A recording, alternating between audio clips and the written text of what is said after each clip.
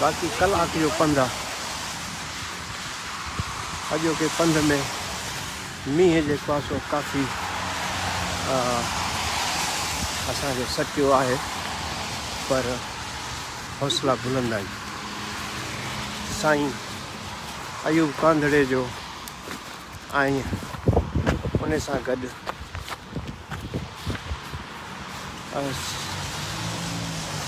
अक्सा दाए जो भाउ, असांजो भाउ एहसान दायो, इंसाफ़ दायो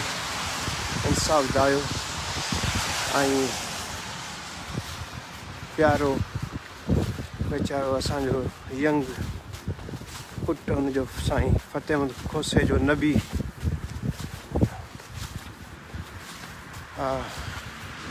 उन्हनि पंहिंजी जदोजहद खे उते जारी रखियो आहे।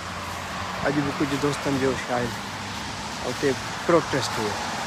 असां उन्हनि सां यकजहती में गॾु आहियूं ऐं हीअ जदोजहद असां इन मक़सद सां आहे त असांजो केरु प्यारो सुभाणे अॻिते न खॼे ऐं जेके दोस्त आहिनि उहे ज़रूरु आज़ादु थियनि।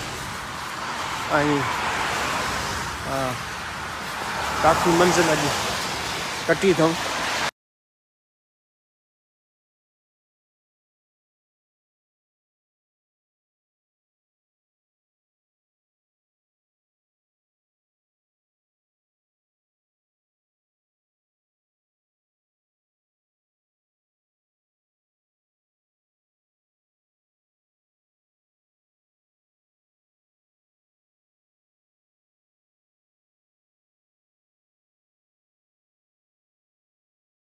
खे साथ ॾिनो आहे सिंध में ऐं पंहिंजूं दुआऊं, ऐं मां हिकु हिकु जो नालो नथो खणी सघां, पर मौक़ो अॻिते जीअं मिलियो त पंहिंजे किताब में ज़रूरु सभिनी जा उहे कमेंट्स ऐं उन्हनि जूं मोहबतूं उन्हनि जो ज़रूरु ज़िक्र में आहिनि। ऐं अञा काफ़ी मंज़िल आहे।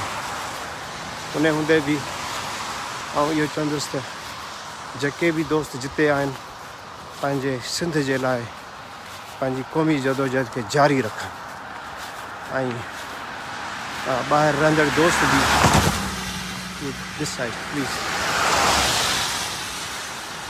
बहरहाल गॾु आहियूं हाणे, छाकाणि त हितां मंज़िल वेझी आहे, रुगो कलाक जो पंधु आहे, पर रोड तंग आहे, तंहिंजे करे वधीक नथो ॻाल्हाए सघां। वरी जीअं मौक़ो मिलियो त हाल वाल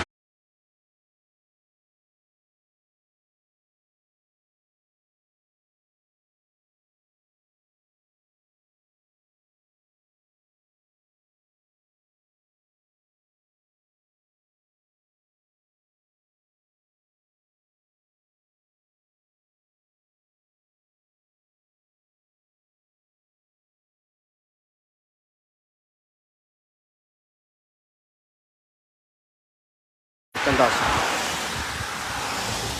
सदाईं गॾु।